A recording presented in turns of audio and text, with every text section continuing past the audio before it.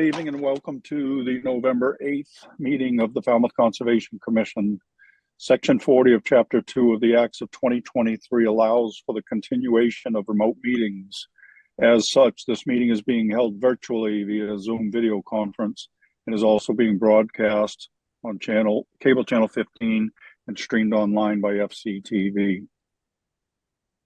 As this meeting is being recorded by Zoom and broadcast by FCTV, please be cognizant of what you say, how you say it, and what can be seen and heard in your background.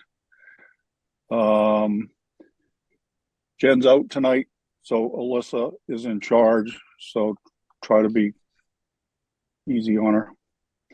We're missing two commissioners at the moment who are having technical difficulties. However, we have a quorum, so we're going to move forward. So to remind you guys that for commenting, I'll call on each of you at the appropriate time. Let's not speak over each other, and that votes have to be done by roll call. So when I call your name, please state your name and your vote, even if you've made the motion or the second. To our public participants, at any time during this meeting, you may enter any comments or questions via the chat function. At the appropriate time, they will be read into the record. If you'd like to be heard on a specific hearing, let us know via the chat function. Then at the appropriate time, I will call for public comment. When you are selected, you will be moved into the hearing as a participant. As such, you must have your video enabled, be succinct and respectful of others.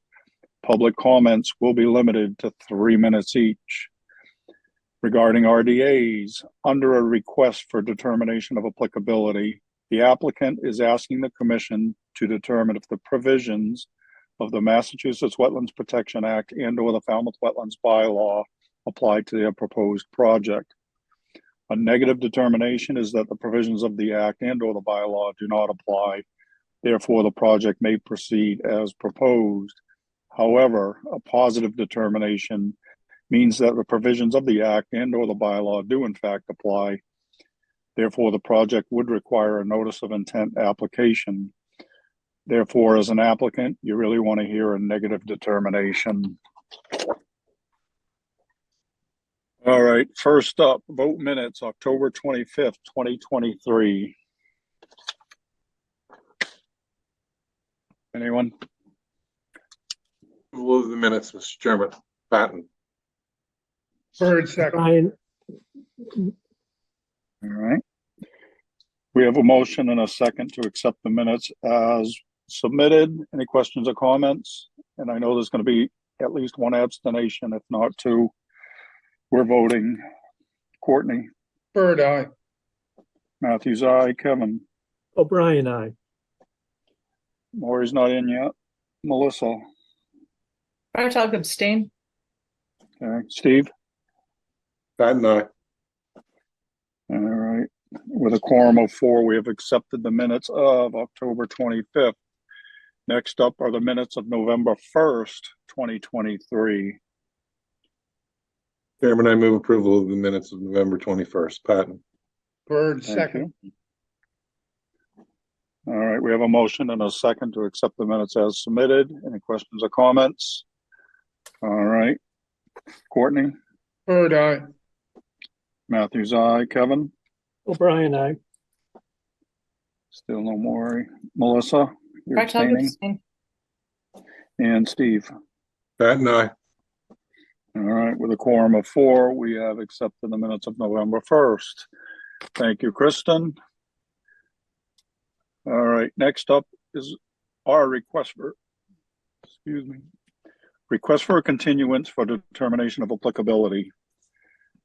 We're a broken record here. Frederick and Shirley Weedman, 23 Debbie Lane, East Falmouth, Mass.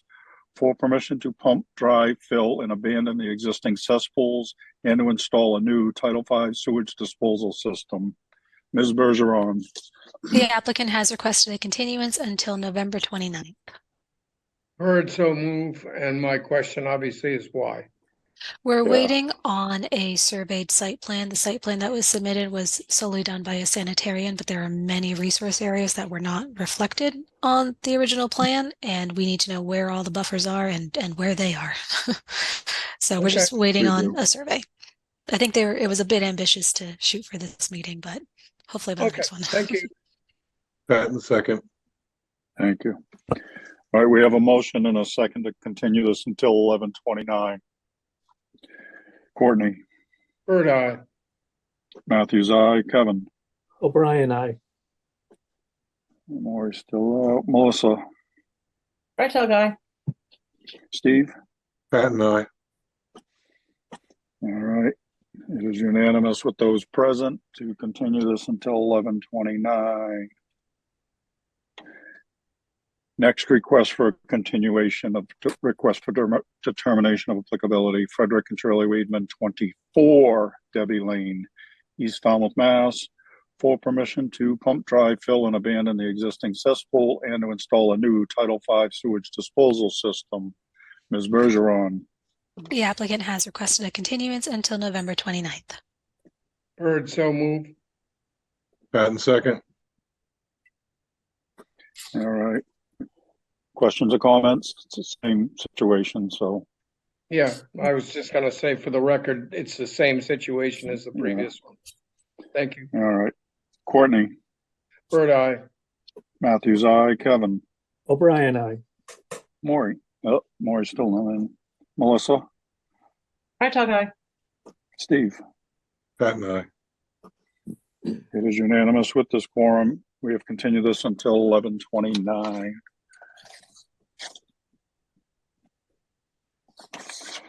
Next up, our request for a continuance under a notice of intent. First up, Philip and Deborah Graham, 53 Toby Lane, Falmouth, Mass. For permission to construct a detached garage, enlarge the existing driveway, and to install mitigation plantings. Ms. Bergeron? Yes, the applicant is requesting a continuance until November 29th. Bird, Would you like so to know what that meeting looks like in terms of weight of other continuances? We have 4 new notices for that hearing, and we have 3 continues. All right, so we should probably cut that night off. That's up to you guys. One of the continues has been opened. That's the Wacoit Highway one. 2 of them have not. And So that's 6 notices. yeah. Hold on, Melissa. That's 6 new notices. All right. So we'll do this one and then shut it off. Okay, because yeah, Please. the 2 continue notices are searching for the same day, just so you know. Okay. All right. So they're requesting a continuance of November 29th. Mhm. Questions or comments? Melissa? Yeah, so I read somewhere in some email that they're requesting it because it wasn't staked properly. Correct. When I was there the So- other day, it's The mitigation area wasn't staked, and there were a number of staff concerns, so it might Okay, be best. okay. So do we want to put that one on the 29th and the next one on the 5th, or do we want to go? It's the going other on way the around? 29th. Okay, no more questions. Do we have a motion? We need a motion and a second. I'll move that we move with the request of the applicant, 53 Toby Lane, to November 29th. Bird, Continue. That was Fred Tug. Courtney, did you second? yes. I thought so. All right, so again, that's going to be it for the 29th because that'll make a busy night as it is. And Kevin, the lucky dog, isn't going to be here.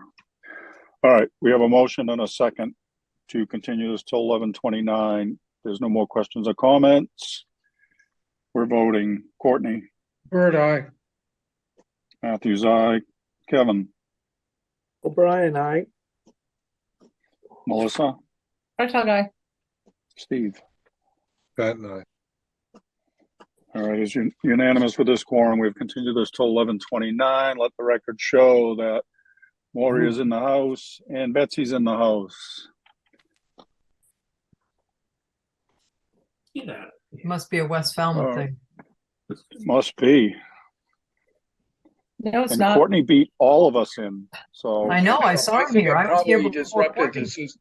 Must have disrupted the system for sure. No, Mine, I'll mine make said sure I I'm had to late. update my Zoom and I had to talk to my IT person. Same here. Really? Yep. So anyway, I kept pressing a lot of buttons and the next thing I know, I'm in again. Here we are. see, there you go. All right, the rest of us can leave now. Moving on, continuing with request for continuance under notice of intent.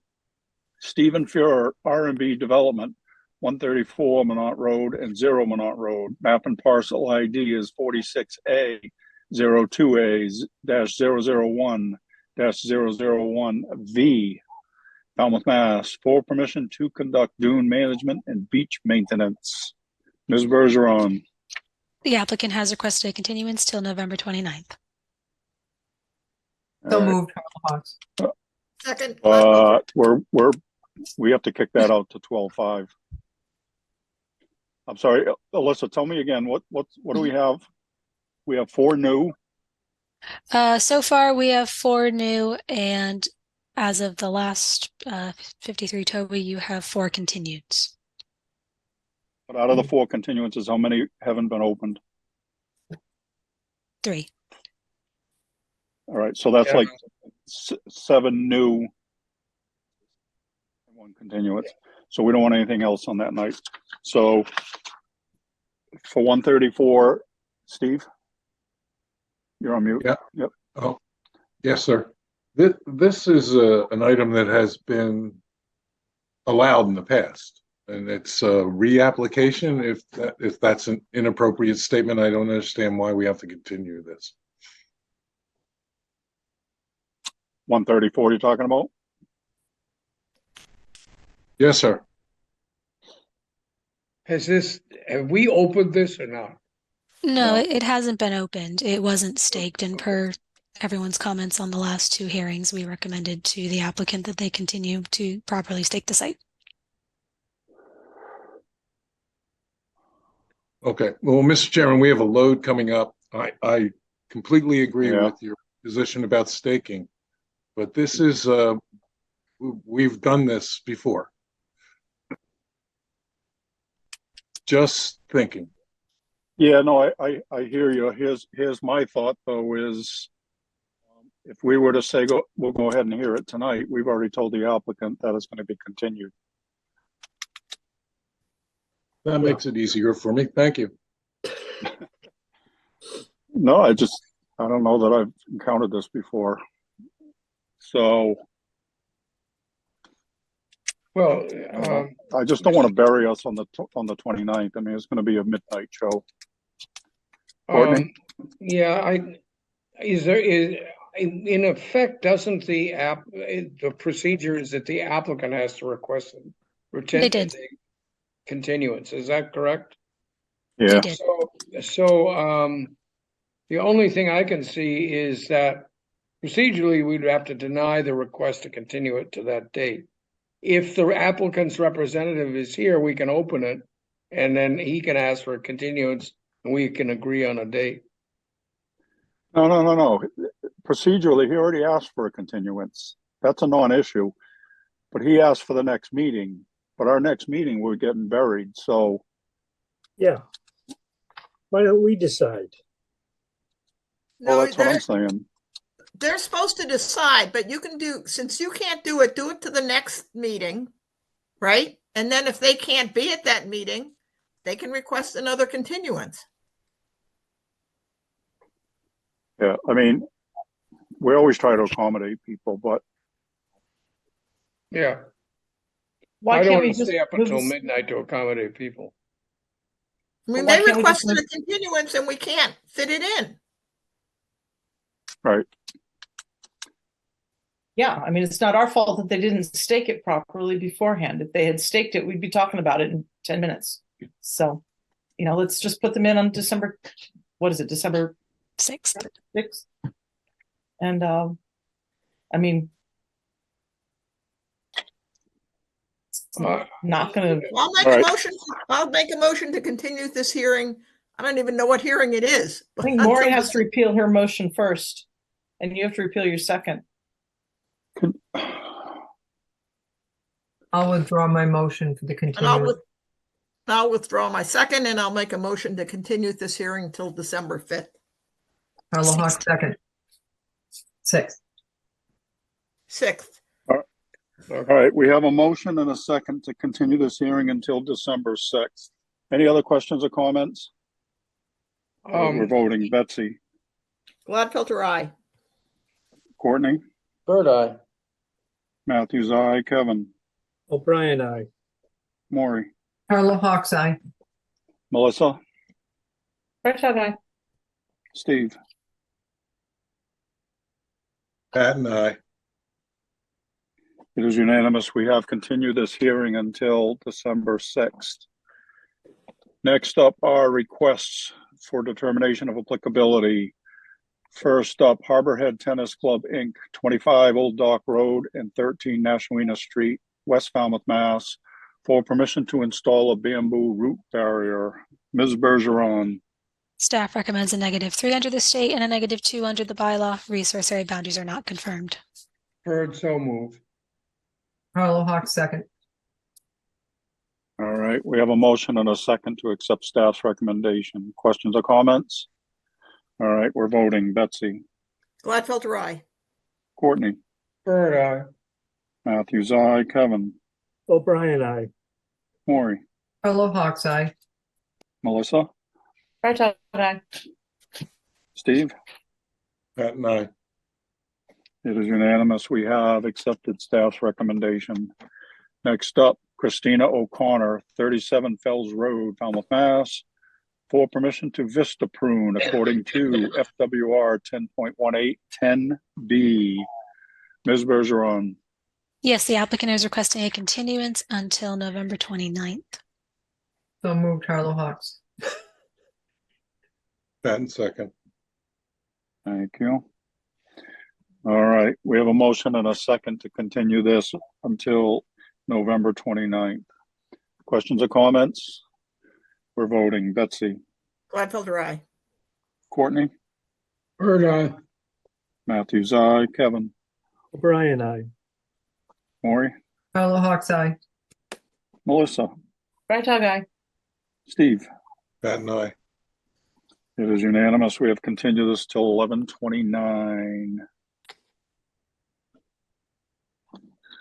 Next up, John Curtis, 22 Benefit Street, East Falmouth, Mass., for permission to replace 8 pilings on an existing licensed dock.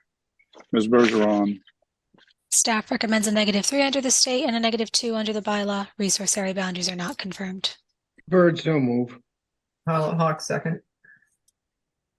All right, we have a motion and a second to accept staff's recommendation. Questions or comments? All right, we're voting. Betsy, Gladfelter, aye. Courtney, Bird eye. Matthews, aye. Kevin, O'Brien, aye. Maury, Carla Hawk's eye. Melissa, Fairchild, aye. Steve. Pat and I. It is unanimous. We have accepted staff's recommendation. Next up, Donald E. Allison Jr. and Pamela B. Allison, 28 T-Ticket Path, East Falmouth, Mass., for permission to construct an addition, attached garage and porch, dry, fill, and abandon the existing septic system, install a new Title V sewage disposal system, and relocate an existing shed. Ms. Bergeron. Staff recommends a -3 under the state and a -2 under the bylaw. Resource area boundaries are not confirmed. Carla Hawk, so moved. Bird, second. Question, floodplain? Not exactly. Part of the work is outside of jurisdiction and the rest is in a 100-foot Zone B buffer to a coastal bank. There's another resource area. The Zone A is off the property. It's a little confusing, but there's no mitigation or anything. So it doesn't rise to a level of a notice then? I don't think so. Okay. All right, anything else? All right, we have a motion and a second to accept staff's recommendation. Betsy, Gladfelter, aye. Courtney, Bird, aye. Matthews, aye. Kevin, O'Brien, aye. Maury, Fellow Hawks Eye. Melissa, Right, tell guy. Steve. Pat and I.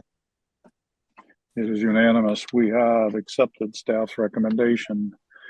Next up, Lauren Hayes, 5 Settlers Path, Falmouth, Mass, for permission to construct an addition and upgrade the existing sewage disposal system. Ms. Bergeron. The applicant's representative have withdrawn the project. All righty then. All right. Next up, Town of Falmouth, 0 Bark Drive, map and parcel number 11-02-005-020, East Falmouth, Mass, for permission to conduct invasive species management through mechanical control and herbicidal treatment. Ms. Bergeron. Staff recommends a -3 under the state and a -2 under the bylaw. Resource area boundaries are not confirmed. Bird, so move. Fellow Hawks second. All right, we have a motion and a second to accept staff's recommendation. Questions or comments? All right, we're voting. Betsy, Gladfelter, aye. Courtney, Bird, aye. Matthews, aye. Kevin, O'Brien, aye. Maury, Fellow Hawks Eye. Melissa, Right, tell guy. Steve. Pat and I. It is unanimous. We have accepted staff's recommendation. Next up are continued requests for determination of applicability, and both of them have been previously continued. Previously tonight, that is. That brings us to requests for hearing under notice of intent. All hearings of the Falmouth Conservation Commission are held simultaneously under the authorities of the Massachusetts Wetlands Protection Act and the Falmouth Wetlands Bylaw. Although a single decision of the commission is issued, it represents a separate decision under each authority.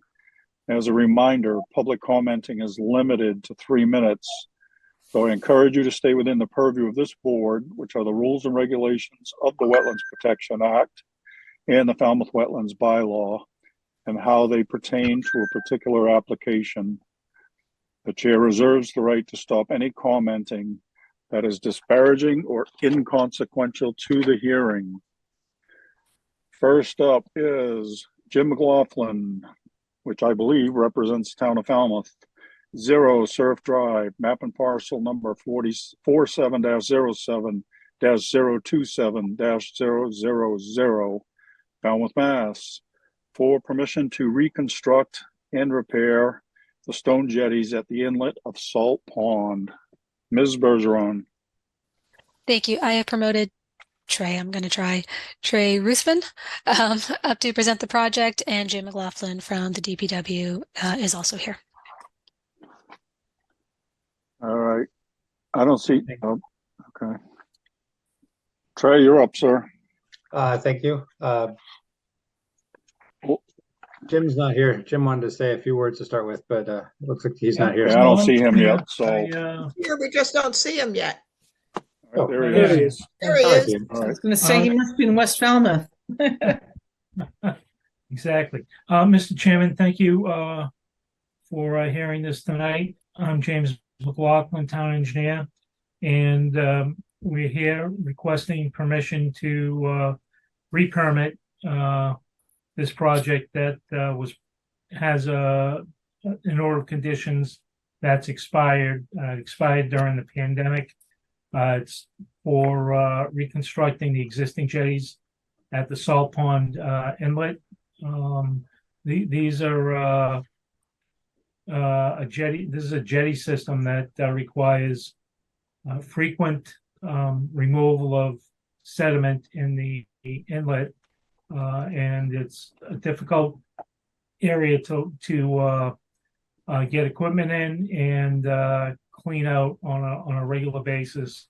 And I would say probably, obviously it depends on the storms, but it could be once a month or 2 or 3 times a month that we're in trying to clear out this inlet. So as I mentioned, it was previously permitted, and the plan itself is essentially the same. It's to rebuild the existing jetties. And with that, I turn it over to Trey, who's the design engineer and has been working on this for quite a while, to just go through the project. Good evening. If I have a chance, can I share my screen and run through the project for the commission? Yes, please do.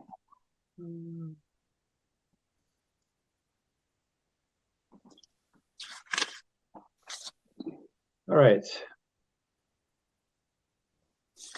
So I just want to run through a little bit of the project history. A couple of you were actually on the commission when this was presented back in 2018. But in the meantime, so this project was, originally submitted in 2018 and was approved with an order of conditions in December of 2018. We've already received our Chapter 91 permit and 401 water quality cert in October of 2019. We have a U.S. Army Corps general permit, which was also in December of 2019. Our original order of conditions was set to expire on December 21st, 2021, and that was extended to March 23rd, 2023 by the Massachusetts COVID Order 42. Unfortunately, in the process of this going to construction, the projects had to go back to town meeting. We had a first bidding process where the contractor was unresponsive, and then the town had to go through the process of actually getting that contractor unqualified. We had COVID, and we've gone through our second bidding process where we also had a contractor that was unresponsive and had to be removed. And so we're on to our third contractor now, and hopefully moving forward. So that's why we're here tonight.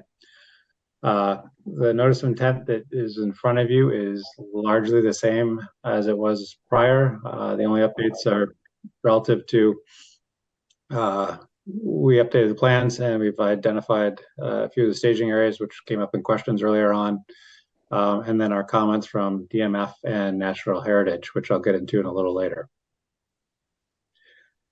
As you're all aware, the jetties have been actually in service for roughly 80 years now. They have been improved in the past, but the condition right now is in a really tough condition. You can see from the pictures that the armor stones are been popping out, shifting into the channel. We've had settling across the entire jetty system, which means the lowering of the elevation, and also a spreading of the stones as they sink into the beach. That presents problems with keeping the inlet open, which is critical for the water quality and aquatic resources in Salt Pond.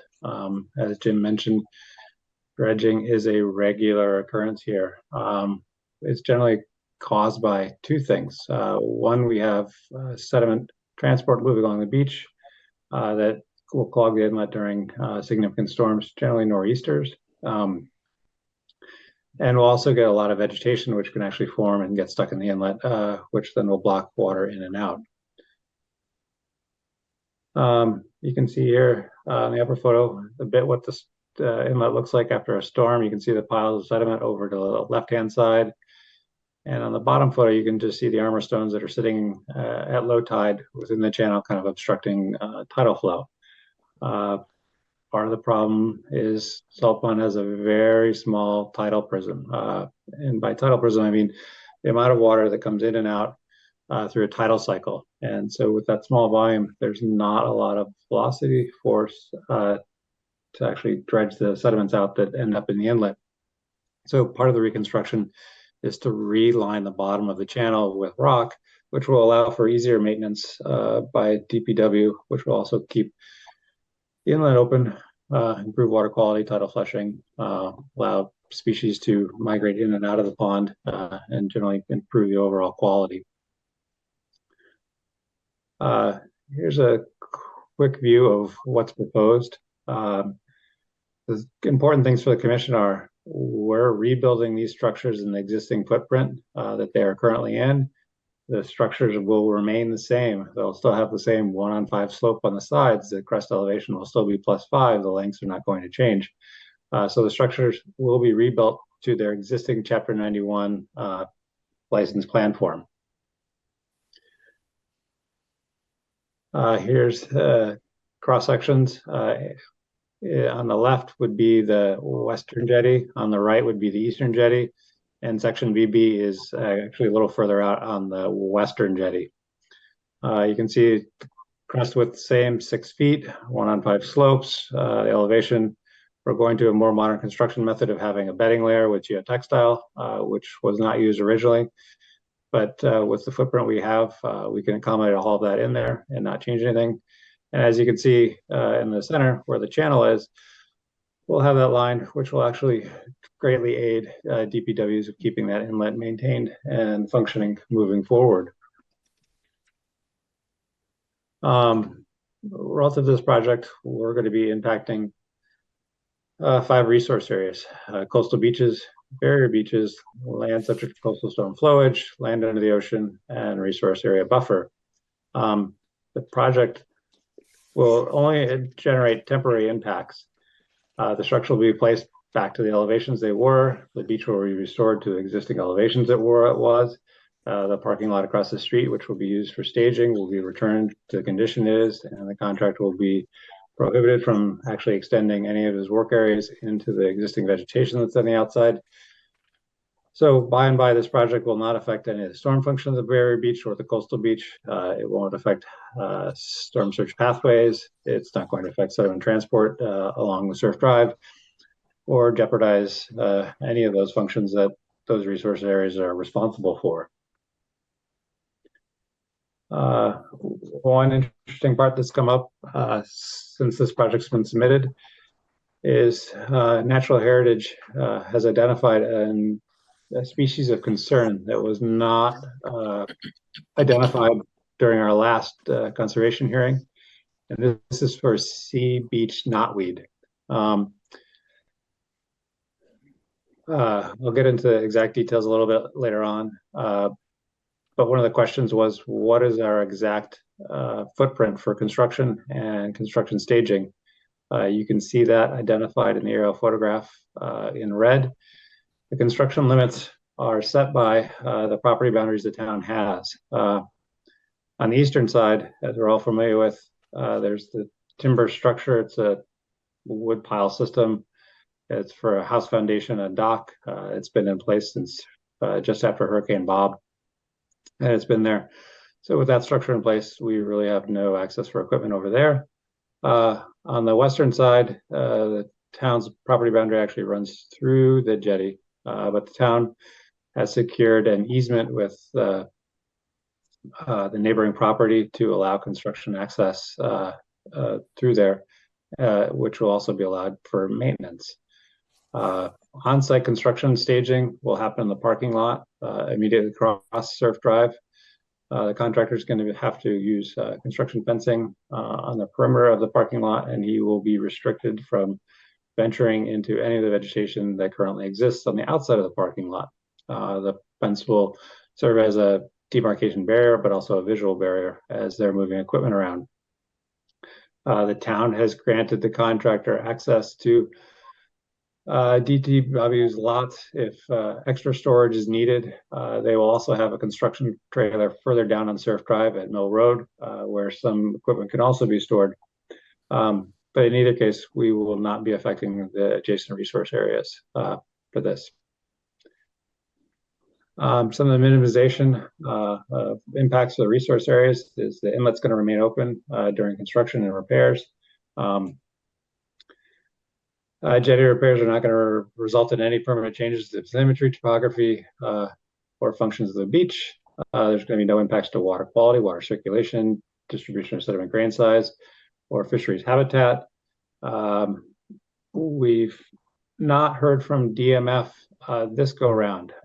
We have the letter from last time, and we're still waiting for their comment letter, but we intend to use the previous comment letter, or if a new comment letter that has changes or additional conditions, we will follow them. Currently, we are restricted by time of year restriction for fish passage from March 15th to June 15th, which will not be a problem.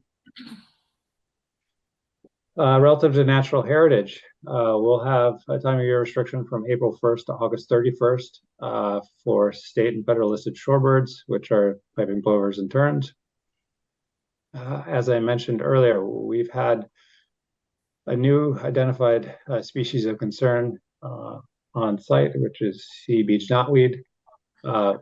Currently, DPW and conservation in conjunction are working with natural heritage to identify a botanist. Part of that program will be to set up a survey program and have that approved, survey program for pre-construction, have that approved by natural heritage. That survey is then going to be conducted by the approved botanist. The town will then have to implement a plant protection plan by the botanist. From what I've seen, which since this hearing started, I got a letter or an email from Amy Honing, and she's discussed how the sand will be collected with the plants in it and actually moved either on site, which means just further down Surf Drive during construction and then replaced. But those programs are all literally being established as we speak, since we're getting emails from Natural Heritage tonight. And as just kind of an example, this is the email from Amy Homing just a few minutes ago, kind of outlining what our conditions will be. They're draft at the moment, but they're expected to represent what the final conditions will be.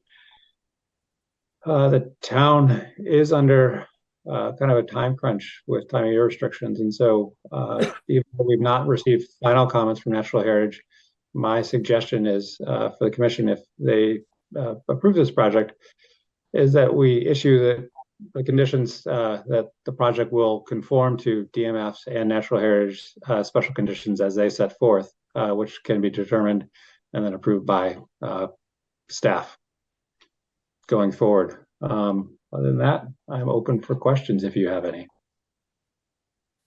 Thanks, Trey. You can stop sharing.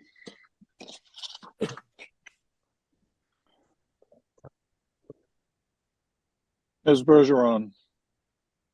Thank you. As Trey said, this project has been before you guys before, just the permit had lapsed, so they're back to request the same type of procedure. Similar to the last time, there are the same time of year restrictions for the birds, for the fish, even though we'll be receiving the DMF comments and Natural Heritage comments a little late. It's the same general time of year, duration of permit, just steps to abide by to make sure that all of these species are there's no take that occurs. So the staff doesn't have any questions or concerns, and we can happily include all of those comments and requirements into the order. Thank you. Thank you. Commissioner comments, Betsy. Yeah, I was just going to say, I don't have a problem approving this with conditions that as these letters come in, we file, and I'm pretty sure they're going to be the same time restrictions. That's all I have. Thank you. Although I must say it was interesting to see the pictures with the channel all plugged up with the rocks. That little problematic.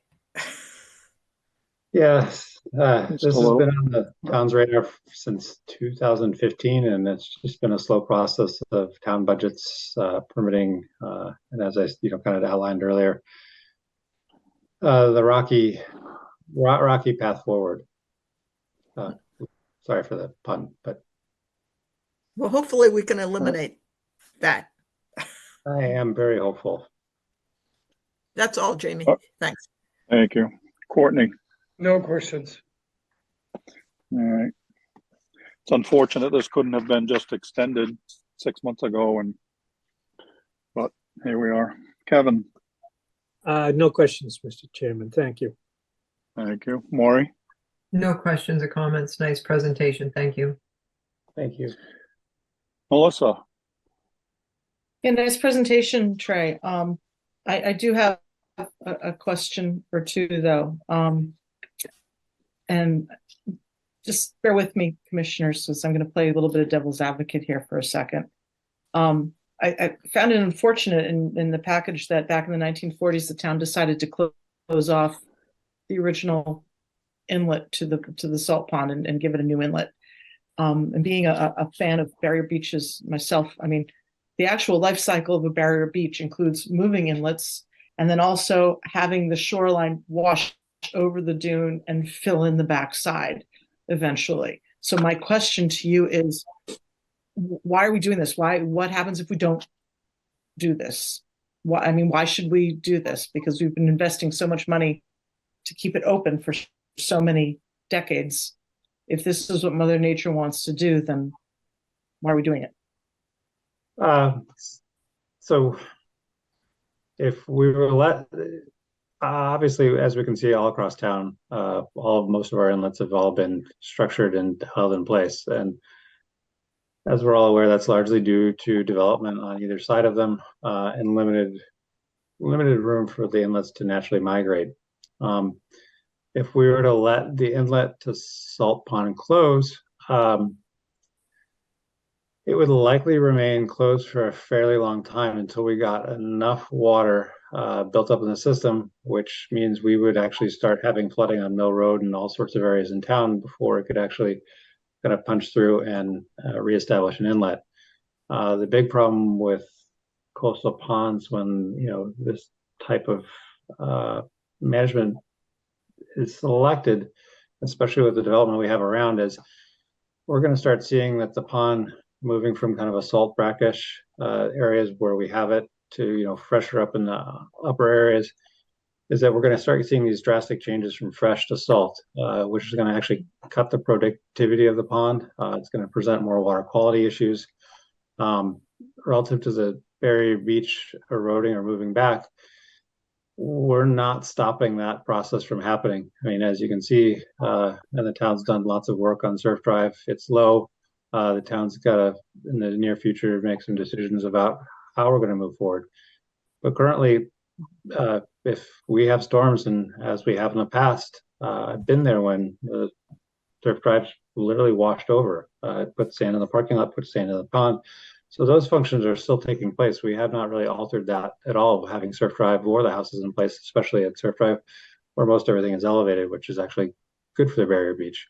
So in a function, the town's actually maintaining this inlet to improve water quality and kind of help conditions around town. Okay, thank you. And then would there be a more environmentally sound solution to keeping this open instead of using the jetties or rebuilding the jetties? How about doing like what we did to the other ponds in town and sort of building a bridge and even opening the culvert? Would that be more beneficial to the salt pond, or would that really destroy the ecosystem in there? It wouldn't necessarily destroy the ecosystem. We've had these discussions internally with the town. And okay. Part of the issue is if we start talking about putting a bridge in, similar to a lot of the other inlets, is that all of a sudden we have a large piece of infrastructure right on a barrier beach that's highly susceptible. The nice thing about what we have now is we have a culvert that's actually appropriately sized for the tidal prism and the volume of Salt Pond. So if we move down to like Minot beach where we're talking about Bourne's Pond, it's a much larger system, has a much larger tidal prism, and it's always had a larger tidal range. Salt Pond's not that type of system. It's a very narrow tidal range, and it's been set up that way. It's the volume. So to start moving it to a system or an inlet system like that, we are going to be changing that function. But in a sense, that pond at its size is not, it doesn't need that tidal range to be productive.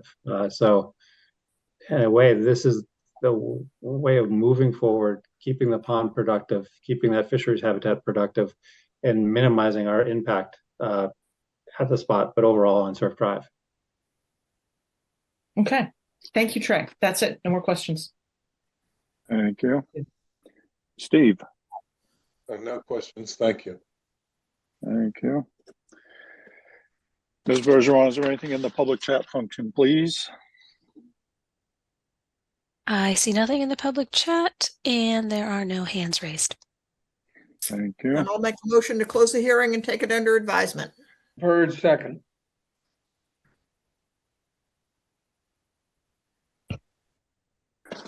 All right. Jim, do you have anything you'd like to add at this point? No, except that as Trey mentioned, we've had difficulty with getting a contractor on board, and one of the delays was going back to town meeting to get additional funding because the initial bids that we had, contractors were either disqualified or more expensive than what we had funding available for. So it'd be nice to get this up and running and get it completed this winter. Excellent. All right. We have a motion and a second to close the hearing. Betsy? I just have one question. What about the Chapter 91 and the Army Corps permits? Are they like 5-year permits rather than 3-year? The Chapter 91 water or 401 water quality cert, since they were issued roughly a year later, they're still valid. Okay. So that hasn't been a problem, and same with the Corps. So all those permits are still valid. It was just the gap as we were working through design issues after seeing Concom and dealing with the agencies where we had that year gap. And so that's why our conservation permit, which we mistakenly let lapse this winter or this past winter, but everything else is still valid and function and ready to move forward. Well, I hope you can. Hope you get a contractor, hope you get the project done. All right, we have a motion and a second to close the hearing. Anything else? We're voting. Betsy? Gladfelter, aye. Courtney? Heard aye. Matthews, aye. Kevin? O'Brien, aye. Excuse me, Maury? Follow Hawks eye. Melissa? Right, guy. Steve? Aye. It is unanimous. We have closed the hearing. Thank you, Trey. Thank you, Jim. Thank you very much. Good night. Good night, everybody. Good night. Thank you.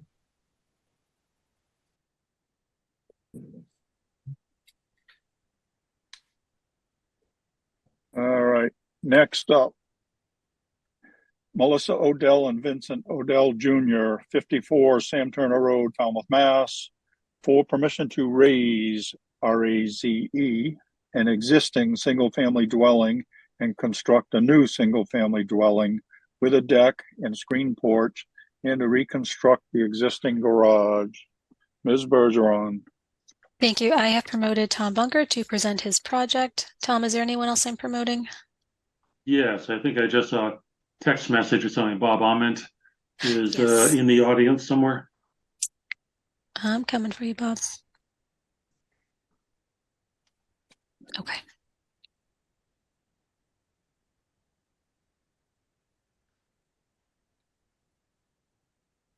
While he's coming up, I can comment. I'm surprised that there's a rare and endangered and protected member of the Polygonum genus, knotweed. I never imagined there was such a thing, but who knew? Who knew? All right, All right. sir. Bob is here. So yeah, for the record, my name is Tom Bunker with BSS Design. We did the site plan. Liz Katapovic is the architect who designed a new house to go on this property. LEC flagged the wetlands and helped with the some of the points on the narrative. And Bob Ament is here who helped all along with some advice. So I'll share my screen, I guess, to start off and jump right into it.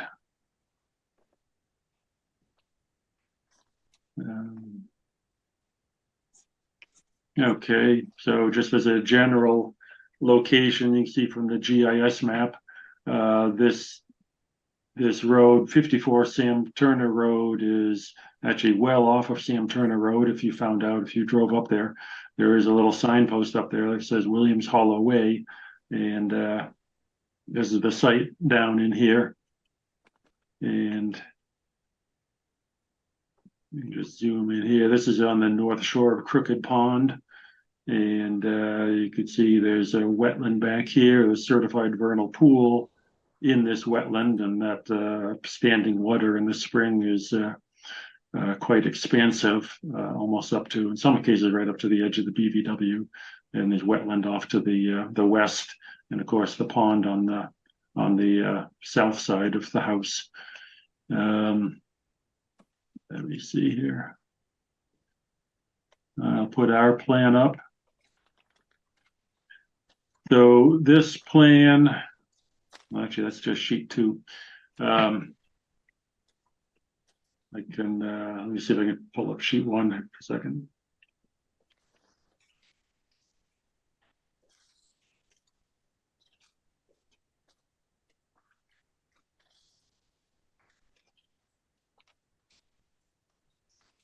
If I can, should be.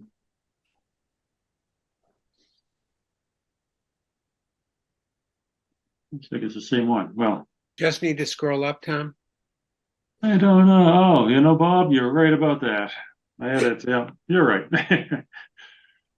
See, like I said, Bob gives you good advice.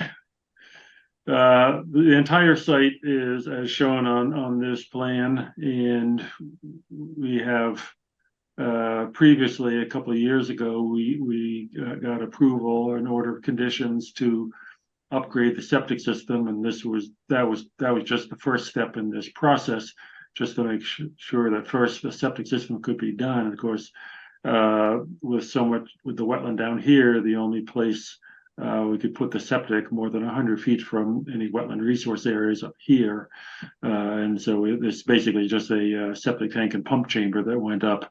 And as I said, that was approved a year or so ago. And so now we're going into the point of proposing a rebuild of the house and the garage, which was added to the project a little later. You can see the edge of the pond, and I can show you some pictures how it fluctuates. So in July of 2021, the edge of the pond, edge of the water was down here. And in April of 2022, the water was all the way up here under the porch. So it fluctuates by at least 2 feet in elevation. That was a point I made back when we did the septic system, that this the septic tank should be installed during July or August when the water level is low, to have less dewatering required. Anyway, we have the pond here, inland bank is up along here, and staff comment, I have to put the buffer zone of the inland bank on here, but also this wetland was flagged out here by LEC, and then we located in March the edge of the water, which is all in here, the vernal pool, and that's this line with the half circles on it here, which kind of wraps around, and then there's another small bit of wetland in this location also. So it's a tight site. It's an understatement.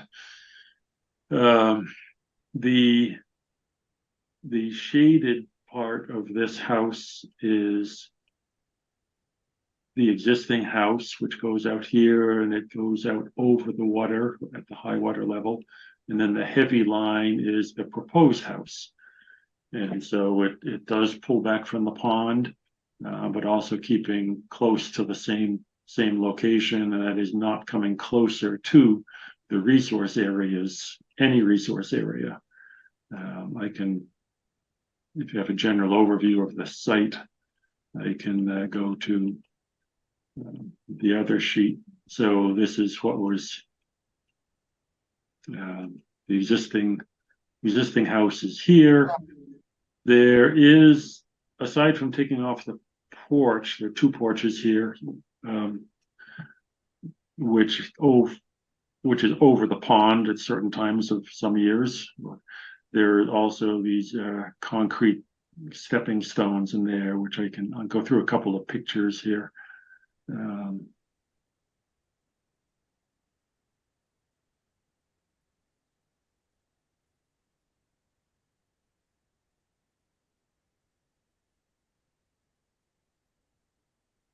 So just quickly, that's when the water. These are these concrete stones that are like tiles that are in the water.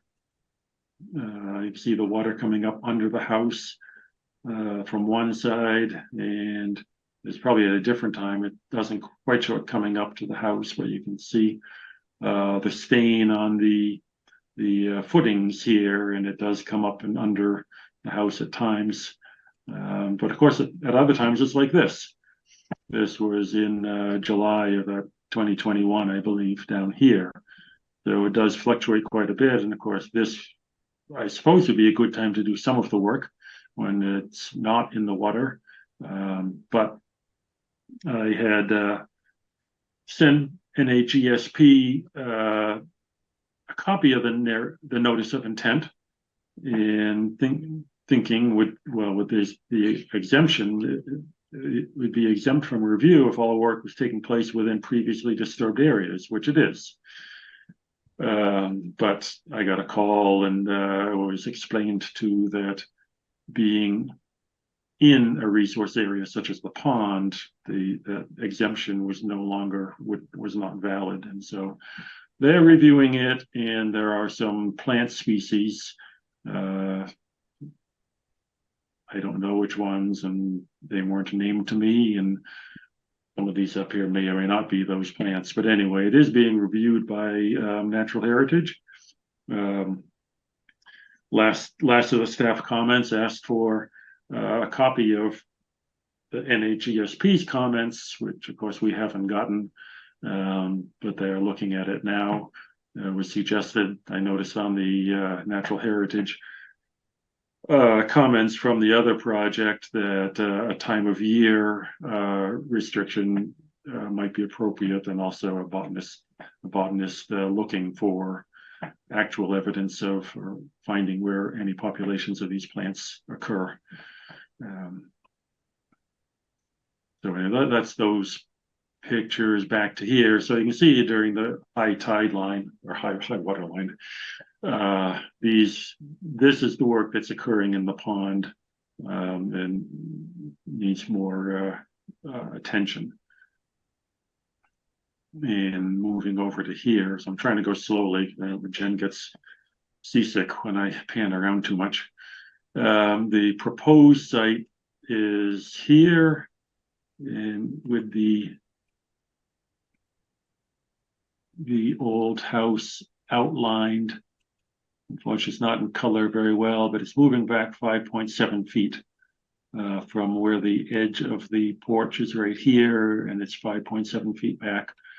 And it's 5.7 feet back, but we kept it from moving closer to the other resource areas. In this case, this is 25 feet, and actually we have a foot to spare. The existing house is 25 feet from this corner to this wetland and vernal pool, and the proposed house where it's moving toward the north is 26 feet here. So staff comment, the regulations do say that if a house is increased in size or coverage increased or added to, it cannot move closer to the resource area, and certainly not within 25 feet. This is not an increase of size or coverage. It's actually a decrease, and we're moving away from the resource area without coming closer to the other resource areas. I think if we were to come closer, that we'd be violating a different section of the wetland regulations. So the proposal is to build this house a slightly smaller footprint, more compact. You can see this area right here, right?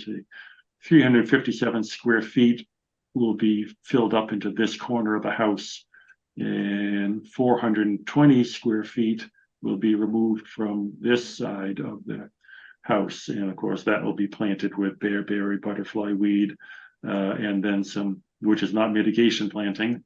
It's just planting with, it's just vegetating area that's been cleared from the house by the house moving. There is mitigation planting in here, which is because of the paving of the driveway. Paving per se is not an increase because, as we all know, compacted stone and gravel surfaces in a zone A are considered impervious, but it's on a slope and it erodes, so we're paving and making it more uniform at 10 feet wide. So there's 87 square feet more coverage by the driveway, which is this amount of mitigation planting, 261 square feet of Clethra alnifolia, in this case with no planted around this maple tree here. So we are, I think, doing this in conformance with the wetland regulations as far as setbacks from the resource areas and not moving closer, and mitigation planting. I'll go over the numbers. It was pointed out that I'm sorry, I put too many numbers on the plan, and there was someone else in the office working on it too, and I just couldn't keep track of it. But I know Alyssa is always good, and Melissa is also at finding numerical errors. So I'll go back over this stuff on the number coverage. But the existing garage is here. What was it, 20 by 20 or so? No, 16 by 18. I'm sorry. It's making it 2 feet bigger in each direction, 18 by 20. But part of that increase will be over the existing driveway and apron. So it has, see, there are too many now. Some of these numbers are for change in coverage in the driveway and the garage and things, but I'll go over the numbers. But I think pretty sure it's a 98 square foot increase in coverage for that. And because as this is getting paved, then we also will have a berm going down the what's at the east side of the driveway, which is toward the wetland, and that's where sometimes erosion goes over the edge down the hill toward the wetland, but it's paved, and will be created to go into this catch basin, and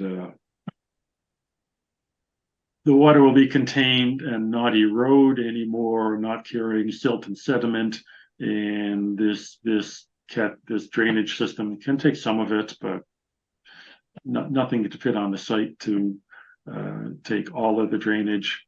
The same way drainage is not controlled currently, so this is an improvement.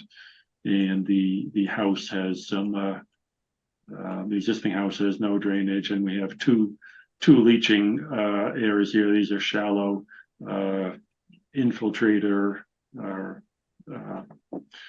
chambers for the roof runoff in these two locations. There's a very slight increase in the elevation of the ground at these two sides to cover those up and to get separation from the groundwater, as shown on one of the details on this right here. So it would be 14 inches above the high groundwater when it's complete. The owners, Vinny and Melissa Odell, you can see from the site, they're very light living on the in the environment. They have a small bit of lawn. They're planting more of it back in, not increasing the size of the house. And you can see here is in the narrative, they have been taking part in the pilot program for the urine diversion as a method of nitrogen reduction. And so this was a late addition to the plan to put in a small container, 300-gallon container for that diversion to keep that out of the system. So this pump chamber and everything will still be going up to the top of the hill. So that will be more than 100 feet from any resource area. But there, with this urine diversion, there's no other denitrification proposed. In the enterprise, at least, they said that the DEP would allow this to go to provisional use, provisional permitting for the urine diversion, rather than taking more time on a pilot program. And so they do want to take advantage of that for the protection of the pond. I think I've covered everything enough. Bob might have something to add. I'd only add a couple of details. There was a good job. Obviously, this is an extraordinarily sensitive site. There is no increase in the number of bedrooms being proposed. The garage is moving a couple of feet away from the wetlands. I don't think Tom mentioned that. But I think he covered everything else about why this project is such a significant improvement over the existing conditions. If we were just rebuilding the house exactly the way it was, well, we could build it just in where it is. But the effort was to try to stay within the footprint, moving it as far away from the pond as possible without encroaching within the required setbacks for the vernal pool and the other wetland. So with that and putting in the new septic system, and getting all the effluent up the hill, it seems like it's a significant improvement. Thank you. Great. Ms. Bergeron. Thank you. Thanks, Tom and Bob, for addressing the staff comments. I'd be interested to see what Natural Heritage has to say. My only other comment is just, Tom, if you could show the plan one more time. I'm just interested in the part closest to the water, the pond, to be specific. Over on your proposed right Thank here. You. Yeah. Can you, so the inland bank line, is that synonymous with the line of the highest water content in the pond? That's what we're calling it, yes. Okay, it's like the wavy one. Coming up under the house through here.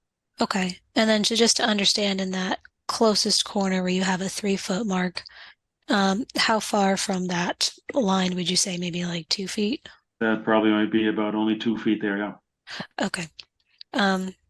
Yeah, so under the regulations, it simply refers to expansion or increase, in which the proposed structure, could be required to move 25 feet inland. I wonder if there's any way to improve that 2 feet and make it larger. I realize you're staying roughly within the same footprint, which is great, and you're no longer overhanging or in the pond, which is even better. I just wonder if there's any way to change the design a bit, maybe put more of the structure kind of in the area of the septic. I know you don't want to move closer to any other research area, which I appreciate. I wonder if there's a little room, a little wiggle room over there. Just something to explore and to get feedback from the commission on. I can say, just looking at it now, I mean, this was 25 feet and I have it 26. I mean, there's a possibility of, moving it a little bit if you want a few feet, not 25 feet. We can't, if we take 25 feet this way, then we have only 18 feet this way toward the vernal pool. And, yeah, we talked about, sent him the staff comments and to the Odells, and, from their time here, in their opinion, from their experience on the site over years, they can just say that there's much more activity inland. Now I know that I think Natural Heritage said that the species of concern were plants. So of course plants don't make a lot of noise, but that the wildlife in the vernal pool, all the birds and everything is much more activity from that side, on the north side of the house. And so from one respect, yes, we have some endangered plants on one side, but a lot of other wildlife that might not want the house close to it on the north side. So yeah, you definitely pushed from all angles. Yeah, it's a a balancing act, and we can see what we can do. I mean, we've done what we thought was the best we could do with what they wanted and what everybody would want, and we can we have to request unless you thought you could close and whatever, but I doubt that. We will have to request a continuance. I expected to request a continuance because you want to see Natural Heritage comments before you close. And if that's correct, we can get around to continuance. But I guess we'd probably like to hear all the comments first. Thank you.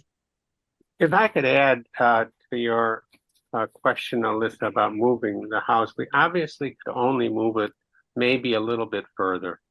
From a regulatory point of view, where we're not increasing the impervious area and it's not considered an expansion or addition, I think that we're not obligated to move it farther from the pond, but we are in getting it a bit away from the pond. And I guess it's important for us to know, as we anticipate a continuance, if the commission doesn't agree that this plan as is, without moving closer to any other resource areas and being an improvement from the existing condition vis-a-vis the pond, whether it's not satisfactory.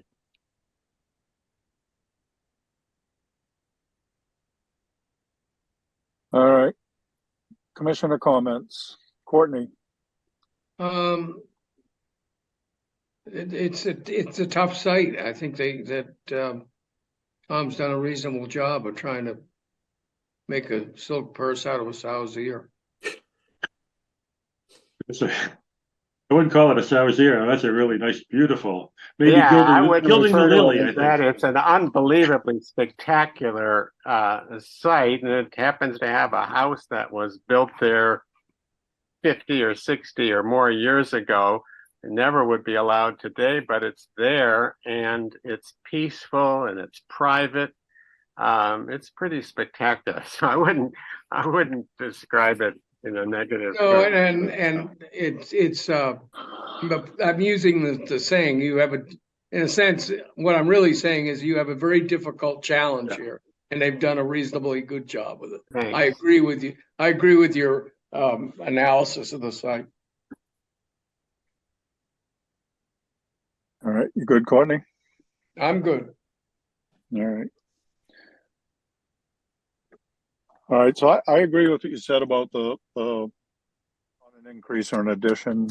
However, I agree with Alyssa. I think if there was any way to move it, I know it's minimal, but if it could go, I don't know how I'd want to describe it, but saying it's towards that septic tank is seems to me would get you a little further than that 3 feet. Be nice if you could maybe double that, but I would ask you just to put some effort into that and see if it's even possible. Kevin, Just second those comments. It's I think we all recognize, it's a very difficult site for what you're trying to do, but try a little harder. That's all. Thank you. all right. Maury, It's a beautiful spot. Is it going to be a 2-story house or a 1-story house or? It's two. It's, Two. yeah, Oh, one and a it's- half really as One and a half. defined, just. Okay. That's Um, 2 one of bedrooms. my upstairs. one of my questions, Tom, is it is a very challenging site with the wetlands basically wrapping around the entire property. For construction purposes, how are you going to like stage and I mean, there's not much room there. You'll have to get a good contractor that can control traffic. I mean, that's, Okay. I know, that's all I can say is, I mean, there's not much, and I know that when they're done with it, that site, that's all lawn now, and it's counted as lawn in the future, and, I mean, there's gonna be some tight controls on it, and they're gonna have to, rejuvenate the lawn and all the areas around it to get it back to the condition it should be, so it's gonna take. Well, I wasn't worried about that. I was more worried No. about encroachment into, getting parking over by where the garage is, getting into the vernal pool, Right. setbacks and things like that. So I think that will, that the limit of work controls, hay bales, fencing, and so on are going to, need to be very strict. right. And I know you're not digging a foundation. It's just going to be on helical piles, which is wonderful because now we don't have hauling all the fill off site because there's nowhere to put it. So that's a big plus. The other thing, Bearberry, I know you're planning to do that and it's not mitigation, but it's really it really doesn't like wet feet. So you might want to rethink that because if you just showed us pictures where it was out of the wetlands under the deck. And then, when last year, this year that never stopped raining, it was probably underwater because you can see the pictures. And that, I mean, that's up to you. That's your choice because it's not mitigation, but I just think about it. And Alyssa, did they calculate the 64 square feet increase with the new garage? Can you say that again? The garage, I think it was 16 by 18 and now it's 18 by 20. Tom, did you include that? Okay. It's some of it's over the apron and the existing the driveway, so not all of that is increasing coverage. Okay, thank you. But that's where Alyssa said I messed up somewhere on the numbers for the garage, so I'll check through them. Okay, and then the propane tank that's being removed. What are they going to use for?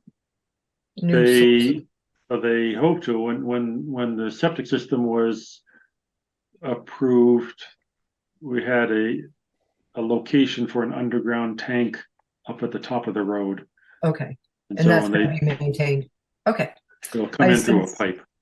Okay, and then the last thing is thank you for the efforts with the urine diverting pilot program. That's going to be kind of a neat thing out there. And very happy that they've made that effort. And I think that looking at that site, that they're very conservation conscious because it's a really pristine, unmolested area. And they've done a nice job over the years. So thank you. It's a hard project for you to design and fit in. That's all. Thank you. all right. Melissa, Thank you, Jamie. And thank you, Tom and Bob, for the presentation. A couple of questions for you, Tom. It is mentioned in your description here on page 4 that there's going to be a 211 square foot crawl space underneath the house. Is there currently a crawl space under the house? under the current house? It is currently pretty much all on, well, it's up on block pilings. So I'm not sure if there's actually a crawl space. It's just a small kind of shallow area for the utilities to enter. Yeah, and so my question then is, this crawl space is going to be paved, right? Or concrete or something like that? It will probably be a slab on that. Okay, I'd have to so check. that's additional. So that's additional impervious, No, it's under the house. It's under the house. but the house is on stilts right now, or is on pilings right now. But we count the And- impervious area as any surfaces, even a deck that covers the ground. So the house is already all included in Okay. in it. Okay, so a question for you though was that I mean, Maury asked about how high the thing was. I'm wondering if there's any chance, instead of putting in the crawl space, if the utilities can go up into an attic space, because I mean that's the trend, at least for oceanfront, with sea level rise, and a lot of people are putting things up high so that they don't get flooded out down below. It might be. We have no then flood you don't have to- problem with this pond. I know that, Bob, but I'm thinking less concrete on the site, because then ultimately too, you're going to be putting in these the concrete piers and the skirt around the house to prevent animals. I mean, I get it. Nobody wants raccoons and skunks under their house, but that's part of the glory of living in such a beautiful location, having your isolated spot. Well, they'll probably have skunks under the porches, but not under the house. But I mean, that is always they want something. It's that little crawl space. It's about a quarter of whatever the size of the house itself, and I do outline it on the plan. But that's really just a way for it's at ground level. It's just a doorway in under the house at ground level. And for the utilities, for the water to come up and everything, and so they can work on the utilities, the first floor utilities, the bathroom and the kitchen from underneath. It's just for that. It's 200 square feet isn't much. And I should never ask a question I don't think I know the answer to, but Tom, it's not a 4-foot deep crawl space, is it? No, I don't believe so. I can bring up the architectural plans if you'd like to see. There's Liz drew a section. It minimal, and it doesn't, like I said, it doesn't increase the impervious coverage. No. It's not the typical crawl space that goes down. They enter at ground level, and it's just a flat surface under the house. It's a real crawl space where you have to really be on all crawl fours in to it, get in. Like my first house, okay. That had raccoons and skunks in it too. But anyhow, so apropos utilities, you also mentioned that you're going to be digging up the driveway to put in, to install water and propane and all that sort of stuff. Isn't the water already? There's already water down there. You're not. Yes, there is, but because we're putting a sewer pipe up, we have to. They have to have 10-foot separation between sewer and water, or one or the other has to be sleeved the whole way. And so we don't really know where the water goes, and it's probably easier to just put, I think I show it on the cross section of the driveway, put water on one side and sewer on the other, so they are separate per code. Okay, so you haven't actually done the sewer yet then in there? Okay. No, it hasn't been, no. None of the driveway work has been done. The sewer improvement, that is the septic system, and getting the effluent from a cesspool that's located right next to the vernal pool in the pond, and putting it all up at Williams Hollow Way, more than 100 feet from a resource area. It's all going to be, it's a project that's part of this, and obviously a great improvement. And the reason for paving the road, besides the fact that it has to be dug up, is to control the runoff of stormwater. Yeah, so I understand that. Okay. And I could point out, I didn't say it in here. I did think I said it on the narrative, but of course, speaking of utilities going under the driveway, putting in conduits for the electric. So the overhead Yeah. wires and the poles That's in will the be taken narrative, down. So they won't have to trim back the branches anymore. Yep, that was in the narrative. And so then I would like to echo that I agree with Maury about the concerns about, the encroachment of the limit of work. It's just, we've got to be really, it's going to be really tight, and it's got to be really strictly followed. And I really don't like the fact that the limit of work goes through the pond. I mean, I know you have to do that in order to remove the porch that's there. And you've got these paving stones in the ponds, but it looks like you're keeping the paving stones in the pond and not No. removing them. They're Pardon? being removed, and that's part of the reason why. I just want to. They're being removed. They're being removed, and that's why the limit of work goes out to just beyond them for removing them. And Okay. if I didn't put on the plan, that was one thing that Natural Heritage, what's her name, Misty Ann, said that she would like me to put a note on that as soon as they're moved, then the limit of work will move closer to the house to Yeah, further. you did mention something like that, but still, it's awfully close. I mean, Alyssa and Jamie have mentioned it is 3 feet, and you mentioned that the homeowners said that there's a lot more wildlife going on behind them, but we're here not to just protect the macrofauna and the macroflora. We've got to protect the microfauna and the microflora too. So it would be really great if you can wiggle it over, shift it to I guess it's to the west, to the northwest a little bit. But it seems to be an improvement over what's there. Looking forward to learning more the next time you come by. But I'm concerned about that vernal pool, and I'm concerned about it's a beautiful site, but so far so good, I guess. I guess that's it for now. Thank you. All right. Steve. Thank you, Mr. Chairman. I think everything's been said. It is essentially, we're putting a house, on top of an existing house in a very delicate area. I don't feel the pressure to move it as much as many of you do. I just think we're working essentially on the same footprint, and I'm comfortable with that. A man of few words. I love it. Betsy.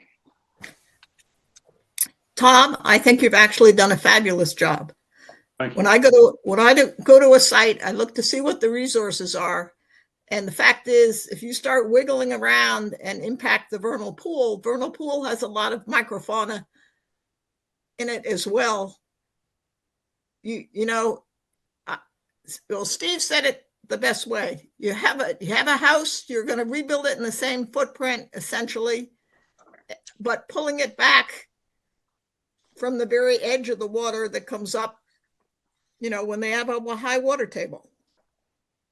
So as far as I'm concerned, you don't have to wiggle it. Mm-hmm. That's all. All right. Thank you. Ms. Bergeron, is there anything in the public chat function, please? There is nothing in the public chat other than Bob's prior comment that he was here, and there are no hands raised. All right. Tom, what are you thinking, sir? Earlier today, about 2 hours ago, or 2.5 hours ago, I was thinking a 3-week continuance, but more recently today, I heard you discussing that there's no room in 3 weeks from now. My thought was that we could get in, I guess 4 weeks would do it also, whatever is available.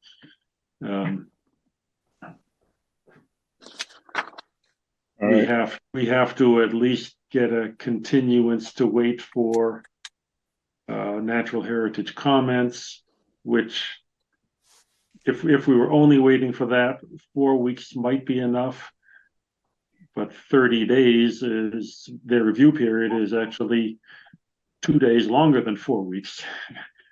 But Natural Heritage also wanted to, if we were going to make any changes, they want a copy of the change before they issue their comments. So it kind of sounds like a catch-22 almost, but I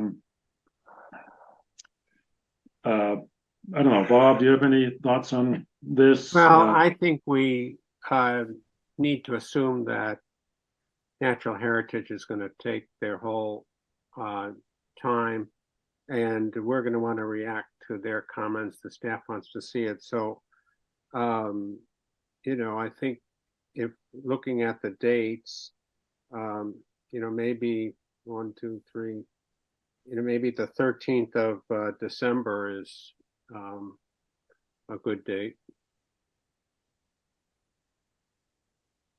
Do we have a meeting on the 13th? Yes. We do? 13th, okay, Tom? Yeah, how many weeks out? Where are we? That's 5 weeks. 5 weeks from tonight. That's 5 weeks. Well, that would be, yeah, I mean, that would be long enough to get the Natural Heritage comments in before the next Unless the hearing. government shuts down. Yeah. There's a thought. Yeah. Well, natural hair I've is got a natural holiday in the heritage. middle too. Is that state government? Isn't that state government? That's state, yeah. It's state. Okay, I thought it was State federal. government doesn't shut down when federal government does. Oh, okay. So at the request of the thinking it was federal. applicant, I'll make a motion for a continuance to December 13. 13? 13. 13.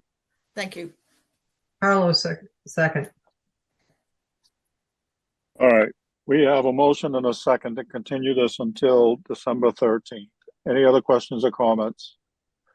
We're voting on the continuance. Betsy, Gladfelter, aye. Courtney, Bird eye. Matthews, aye. Kevin, O'Brien, aye. Maury, Carlo Hawks, aye. Melissa, Right, tug eye. Steve. Pat and I. It is unanimous. We have continued this until December 13th. Thank you, Tom. Thank you, Bob. Thank you. Thank you, everybody. Good night. Right. Good night.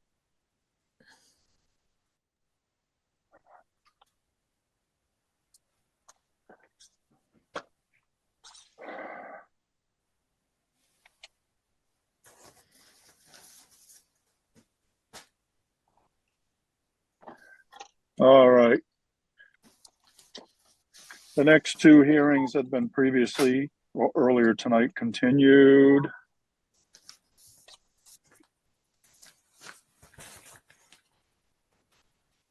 So that brings us to continued requests for a hearing under notice of intent. Robert Traina, trustee, Bridge Street Realty Trust, 34 Bridge Street, East Falmouth, Mass, for permission to raise, RAZE, the existing single-family dwelling, construct a new single-family dwelling with attached garage, porches, and deck, install a new Title V sewage disposal system, install mitigation plantings, and all associated grading, clearing, and landscaping. And the quorum excludes Maury and Melissa. And Ms. Bergeron, if I recall, this is simply for, because we didn't have a DEP number. Correct. We're just closing it tonight. Okay. So can I make a motion to close the hearing and take it under advisement? Bird second. All right. I'm going to ask anyway, even though we're only doing this for DEP number, Ms. Bergeron, are there any public chat? Is there anything in No the public chats chat and function? no hands raised. Thank you. I want to cover all the bases. All right, a motion and a second is to close the hearing. We're voting. Betsy, Gladfelter, aye. Courtney, Bird eye. Matthews, aye. Kevin, O'Brien, aye. Steve. Pat and I. It is unanimous with the appropriate quorum. We have closed this hearing. Thank you.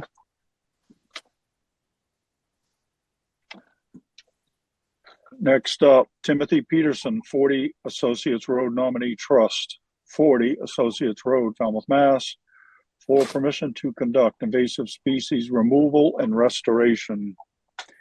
And once again, the quorum excludes Maury and Melissa. Ms. Bergeron. Thank you. I am promoting Nick Crawford and Lauren Taylor up to present their revisions.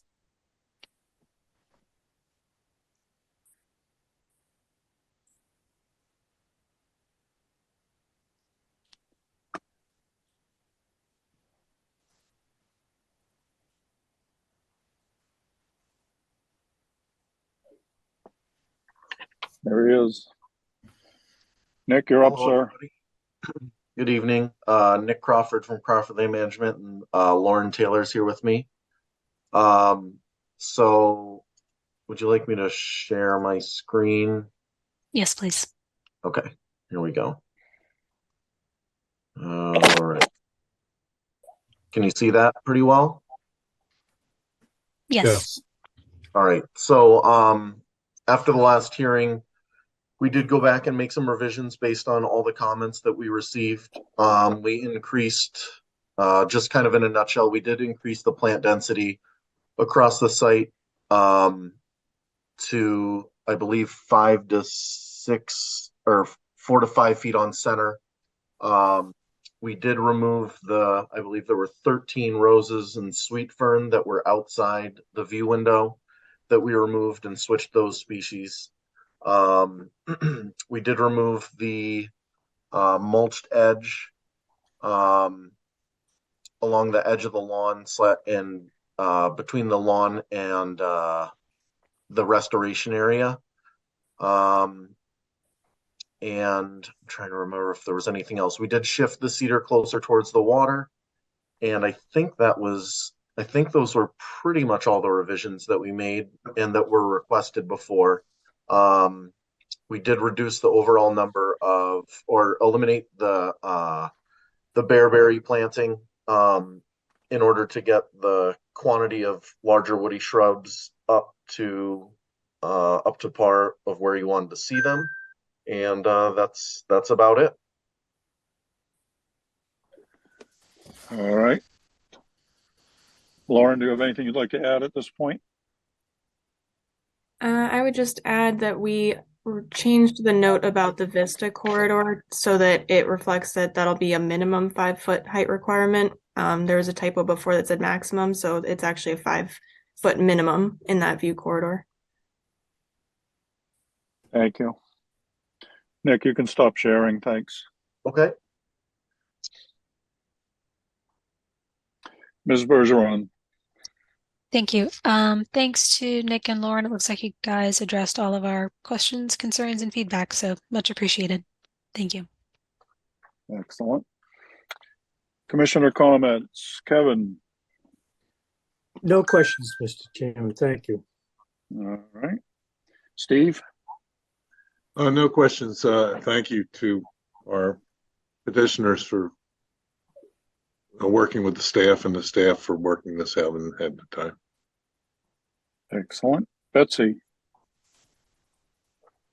Thanks a lot to both Lauren and Nick for, incorporating the suggestions from last time. Looks like it'll be a nice project when it's finished. Courtney. No questions. All right. Ms. Bergeron, is there anything in the public chat function, please? There are no hands raised and nothing in the chat. Thank you. Then I'll make a motion to close the hearing and take it under advisement. So Lauren and Nick can go home. Bird second. All right. We have a motion and a second to close the hearing. Any other questions or comments? All right. We're voting to close the hearing. Betsy. Gladfelter, aye. Courtney. Bird eye. Matthews, aye. Kevin. O'Brien, aye. Steve. Pat and I. It is unanimous. With this quorum, we have closed this hearing. Thank you, Nick. Thank you, Lauren. Thank you. Good night. Night.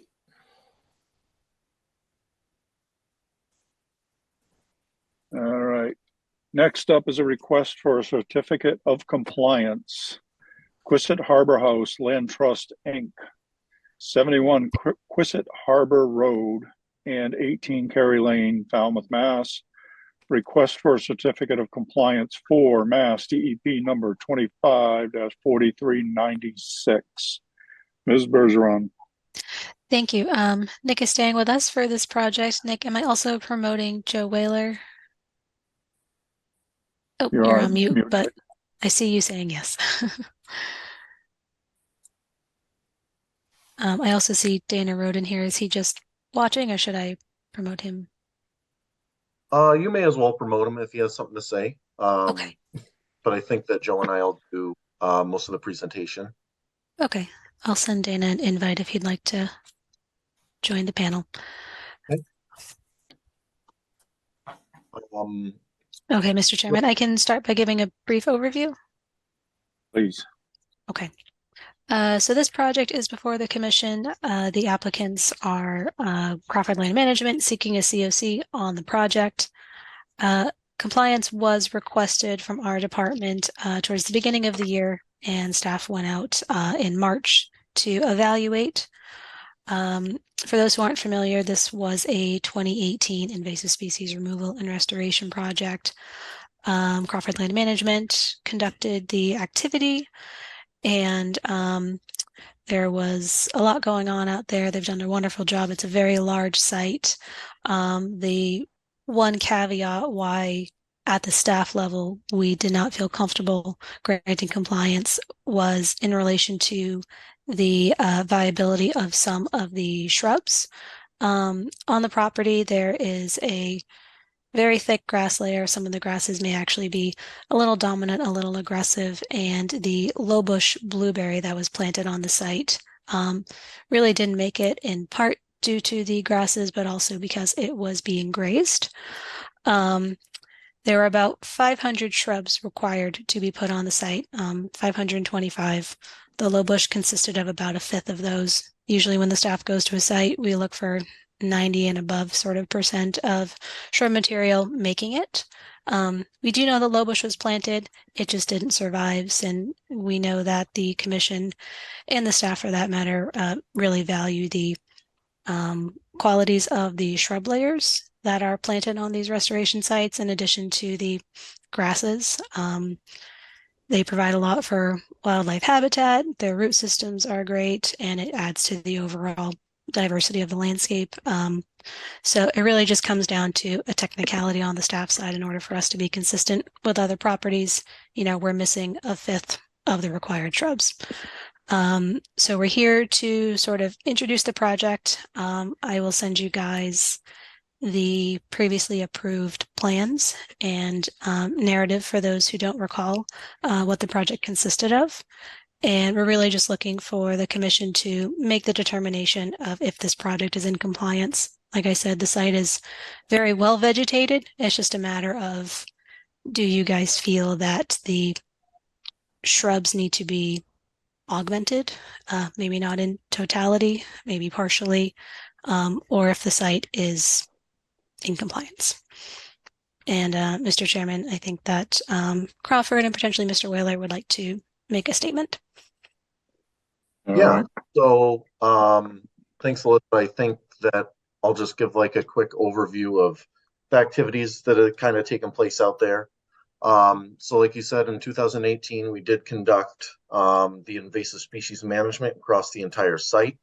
The site was kind of more or less broken up into 3 areas on the restoration plan, based primarily on kind of level of the level of invasiveness. So, the area closest to the road and along the stone wall to the, I'm just making sure that up is north, and along the stone wall to the property to the right, if you're looking at the water, those were the areas of predominantly invasives. That's where I would, classify it as more of a wholesale removal, although there were natives left in those areas. There were sumac, there were cherries. I mean, we left literally everything that we could, dead or alive, snags, you name it. The area 2 was kind of in the understory of the existing canopy layer. The understory was primarily invasive species, but the overstory was native. So that's the area on site that you see that's still well vegetated with the canopy that existed there before the invasive species management. And then the third area is closest to the beach, and that area was predominantly native. But we did remove sporadic invasive species within mostly bayberry, beach plum, beach grass, and just within the cobble areas on the beach. So all of that was completed in, I believe, November. Pretty much, I think we started and finished in November of 2018. We started the restoration planting, I believe, in the middle of May in 2019. We planted everything in compliance with the approved plans. All the cedar trees that were planted on site were locally sourced from Dale Tree Farms. We do know for a fact that all the cedar trees that were planted there do remain and are in good health. And ever since the initial restoration and the subsequent restoration planting, the area has been maintained as close to invasive free as possible through maintenance treatments through the season. The maintenance treatments primarily focused on bittersweet and vine honeysuckle that were coming back. That made up the majority of the species, and grape, I should say. And, we've been maintaining it ever since its initial, there you go. So area 1 is the spotted hatch, area 2 is the dark gray, and area 3 is the kind of isolated area closest to the beach. So like Alyssa said, I believe that, the restoration project as a whole has been very successful. The invasive species are at bay, they are under control. The site is almost entirely native and is entirely vegetated with native species. So I think that, the overarching goal of the project has been successful, and we turned a site that was highly degraded with invasive species to a site that is now well colonized with natives, and hopefully that continues into the future.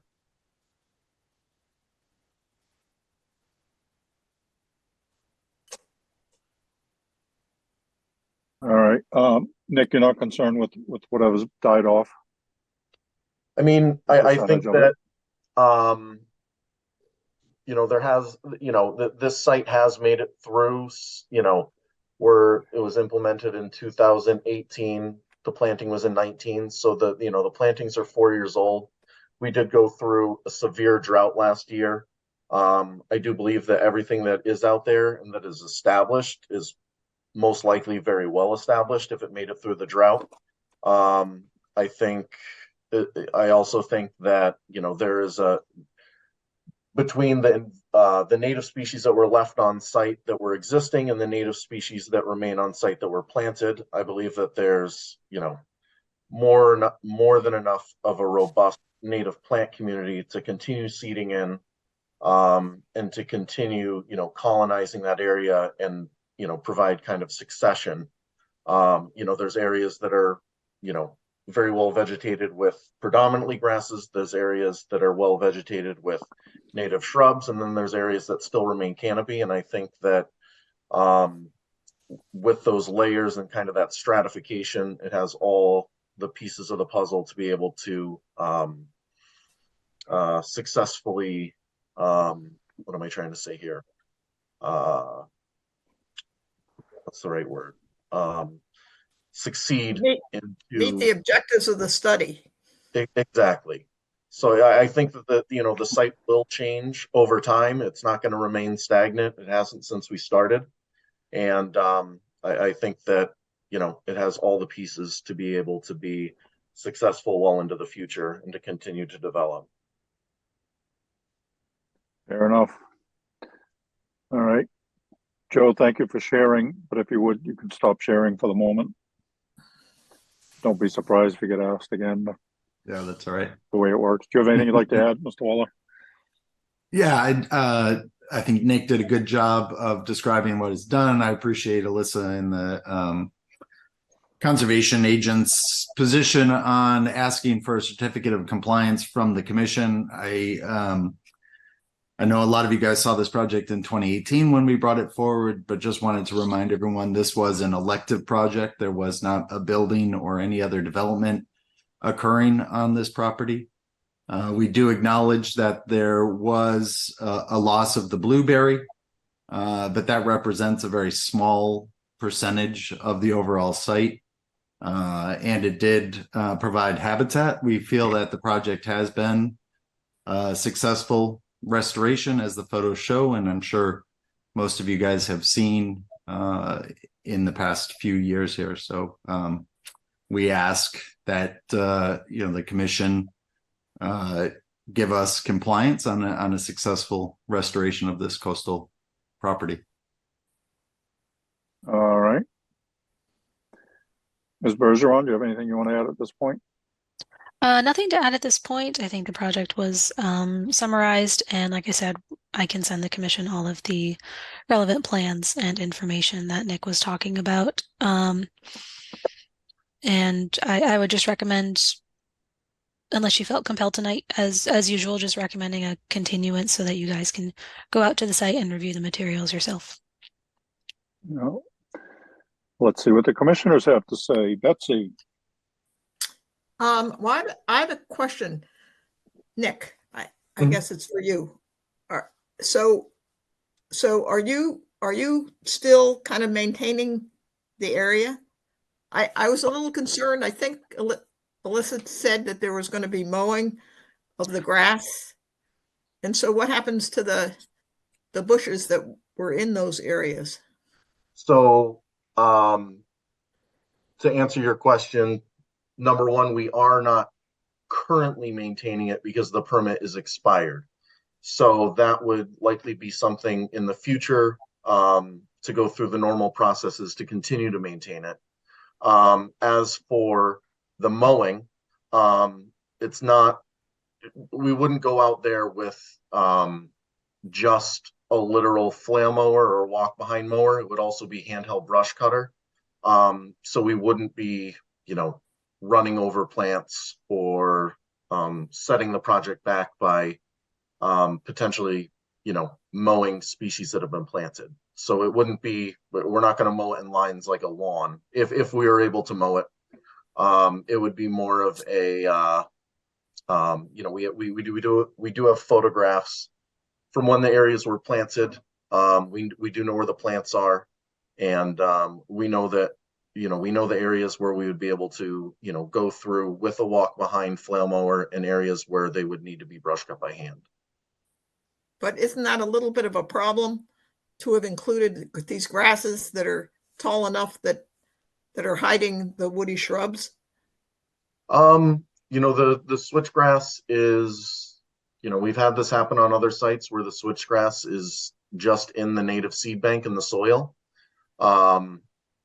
It's not something that you can necessarily always anticipate that it's going to be the species that kind of comes back the strongest and the fastest. But I would say that, the predominance of the species that were included on the restoration planting plan do have the ability to get 5, 6, 7, 8 feet tall. So if we are able to maintain the grasses around those plantings for, a certain length of time, we can give those shrubs, a step up to be able to establish better. Okay, thanks. I think I'd like to see the site. Okay. Courtney. No. Courtney.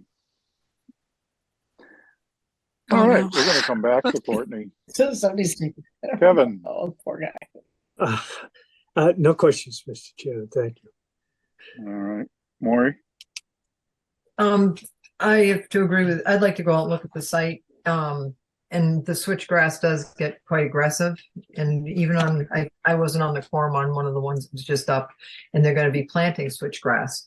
So it might be that you might want to start rethinking, switchgrass in these, especially with new plantings, when it's in an established, herbaceous and woody area. The switchgrass doesn't seem to compete as much as when it's sort of a new, when you have little teeny shrubs in there. The switchgrass is a little more aggressive. But other than that, I think we just look at it. Usually if there's a fifth of, I think it was what Alyssa said, a fifth of them were lost. That is quite substantial. But I haven't seen the site, so it could be totally fine. That everything else is taken over and it's stable, and you don't have erosion, and it's giving good habitat. So again, I'd like to go out and look at it as well. All right, Melissa. Yeah, I'd actually like to look at it with the plans in hand, and also the OOC in hand too, if I could, just to see. But thanks for your presentation, and thanks, Jeff, for putting up the plans. A moment ago. All right, Steve. Thank you, sir. I'll go around along with the group about going to see the site. Always like going out there. And I'm not going to learn much, but I respect the botanists in my crowd here and their opinions. Okay. All right. All right, folks, what are you thinking? We have a continuance? Is that what we want? Well, Nick and Joe, here's your choice. You either ask for a continuance or you don't get a certificate of compliance. I think we'll ask You're gonna for have to give them time to continuance think then. about that. Yeah. I think we can ask for a continuance and plan a site visit with the commission. If we have Might be difficult. Yeah, I was just going to say through the chair, if we have a site visit, then it has to be advertised as such, because then we would have a quorum. And well, I think we could do, I'm sorry, go ahead. And I honestly, I mean, I think usually we go out and we do these things when we have time, we run out there and go look at it. So, I mean, that's what we usually do, unless it's something really extremely complicated. But I think this one's pretty straightforward. We're going to go out and look at it and say, looks great, move forward. And that's it. I agree. I don't think it needs to be a formal site visit with everyone. If Alyssa, if we could take advantage of your offer to send out the plans. Of course. I know I was involved in the original hearing, but I don't have that paperwork any longer. And I think if we could all just, go out at your like normal and take a look at it. Joe, if you were offering a full formal site visit, thank you, but I don't think it's necessary. So my understanding is you're asking for a continuance. So the next question is going to be, what's the date? And I'm kind of thinking this is going to be kind of short and sweet once we've looked at it. So I'd be okay if we put it on the 29th. And if anybody disagrees with that, please say so. I agree with you. I agree. Okay. So does that sound reasonable, Joe and Nick? I'll make a motion to continue this hearing till, what month are we? November 29th. All right. Second. Brian. All right. We have a motion and multiple seconds to continue this until 11:29, allowing the commission to go out, take a look for themselves, and in theory issue an order of certificate of compliance on the 29th. So we're voting on the continuance. Betsy. Gladfelter, aye. Matthews, aye. Kevin. O'Brien, aye. Maury. Hawks, aye. Melissa. Fred Tog, aye. Steve? And I. It is unanimous. We have continued this till 11:29. Thank you, Nick. Thank you, Joe. Have a good night. Good night. Thank you. Thank you. Right. Good night. All right, next up. Request to extend an existing order of conditions. Francis Keegan, 42 Deer Run, Falmouth, Mass, DEP number 25-4564. Request for a 6-month extension. Ms. Bergeron. Thank you. Yes, we received a letter from BSS requesting a 6-month extension to the project. There are new homeowners, so there's been a couple delays in terms of surveying the property for the last time to actually request compliance. So moved. Second. All right, we have a motion and a second to grant a 6-month extension. Questions or comments? Seeing none, we're voting on granting the extension. Betsy? Gladfelter, aye. Matthews, aye. Kevin? O'Brien, aye. Maury? Carlo Hawks, aye. Melissa? Fred Tog, aye. Steve?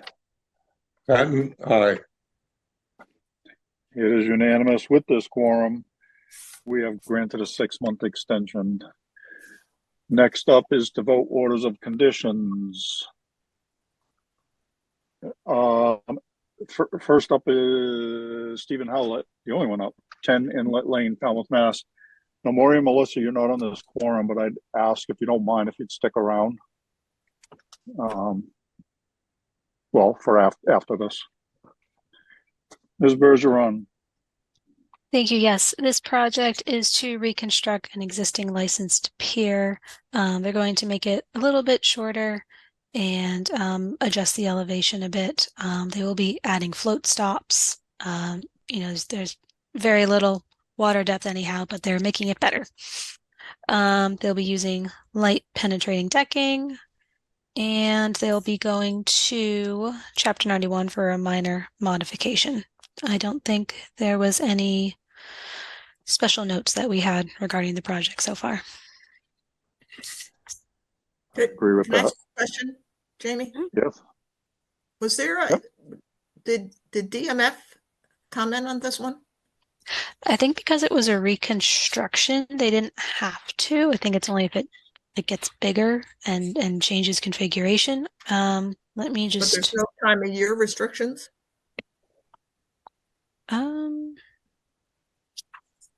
I will look into that here. So if there is, incorporated in the order of conditions. Yep. I mean, I Yeah, think that's fair enough, right? That's fine, Jamie. Sure. Okay. Anything else? All right. So I'll make a motion to issue an order of conditions as discussed.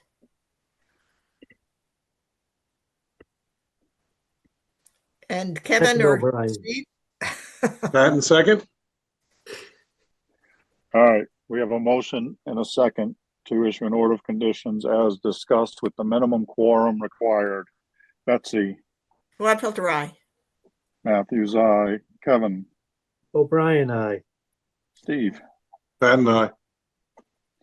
It is unanimous. With this quorum of 4, we have issued an order of conditions. Thank you. All right. So we're going to need a special meeting for next week to vote orders of conditions for 3 closed hearings tonight. So we need at least 4 of us. So that's I why personally asked Maureen won't Melissa. be here on Monday, so I'm wondering if we could do something on Tuesday or Wednesday. I won't be here Wednesday, Thursday, and Friday. So how about Tuesday? How about All right. Tuesday? Any day is good for me. All right. What time?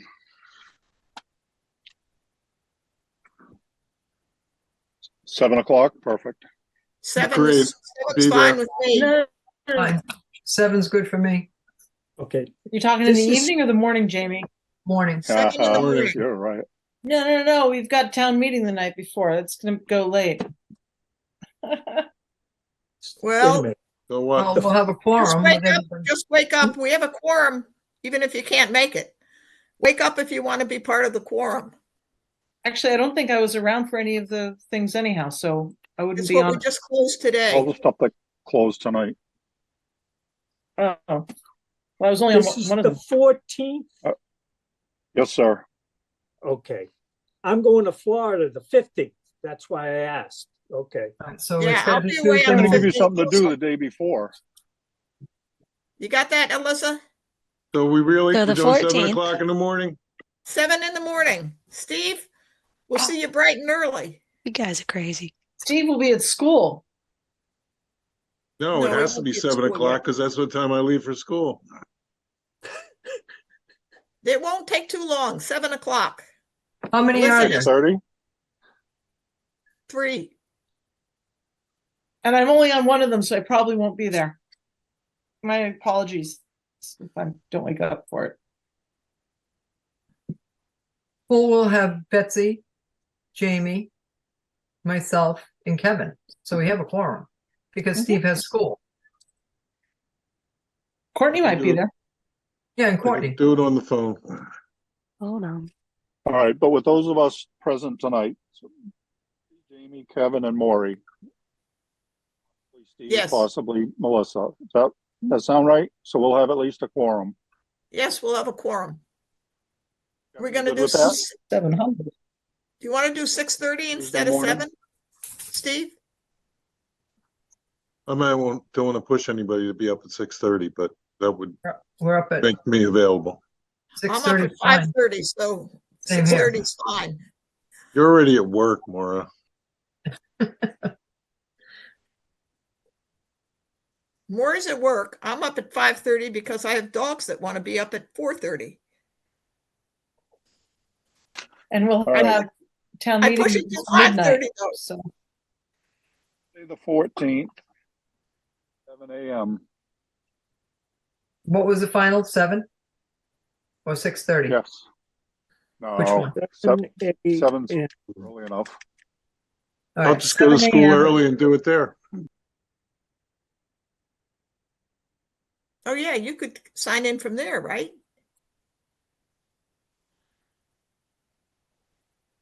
All right, then do we have to make a motion or not? We're all good. We're just gonna Nope. be there. Okay, Clear that we're all gonna be there. All of Tuesday, us that said we would be there. 7 o'clock. Tuesday morning, 7 o'clock. I don't necessarily have to be out of my pajamas, do I? No, just dim your camera. well, out of your pajama tops at least. Put your Hawaiian shirt on Shirt on. over your pajama top. All Yeah. right, how we digress. Okay. All right. Can I make a motion to adjourn? Harlow Hawks? Thing. That in a second. So otherwise, Not with your eye. Wait, Oh, God. oh man. All right, Chairman. fine. Do you have something, Mr. Chairman? No, I don't. Never mind. All right, It's your turn, Jamie. I got the motion in the second. Use aye. Aye. We lost Kristen a while ago. She's still watching? Hey, aye. Pat and I. Frag guy. Sure. All right, we're adjourned. Thanks, everyone. and Melissa, thank you for running a good meeting. That was not easy. I hope it was good. Thank you. You did a great job. Very Yeah, happy. really. Oh, that was good. That Good was night. And you good. got all the staff reports out for us. You did a I lion's don't know share. why it does that. Every like twice a year, all of a sudden I'll send them out and they're like, "Oh no, it was rejected as spam," and it's Yeah, I it only email them all happened the once It's a in a time. West while. Falmouth thing. No. Did They everybody stressed you get them? out. Did you not get them?